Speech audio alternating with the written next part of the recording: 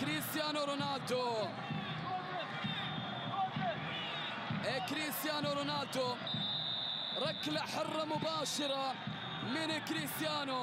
جوندورا خطيرة ذكية من كريستيانو، ولكن مفهوم اللقطة الماضية ترجع إلى رونالدو. وصلت المحاولة إلى دوران من الناحية اليمنى، جميلة تمريرة. يا سلام على الكورة، يا سلام على النصر في اللقطة الماضية. هنالك خطأ من مكان أقرب لكريستيانو.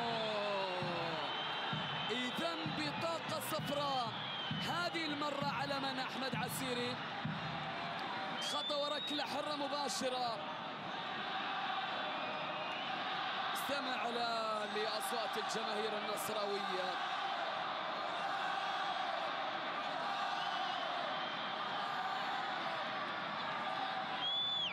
من مكان أقرب نشوف الآن ونتابع الكرة التي ستنفذ لفريق النصر. ركلة حرة مباشرة. شوف هذه الكرة والتدخل اللي كان موجود بالفعل على كريستيانو رونالدو. ركلة حرة مباشرة من مكان قريب.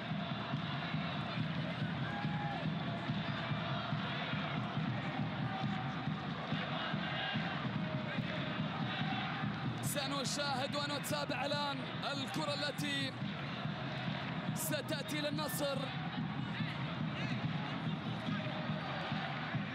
الرياض في الشوط الثاني يعاني الكثير من أمام الفريق النصراوي والفورمة الكبيرة التي يقدمها النصر في الشوط الثاني. ركلة حرة مباشرة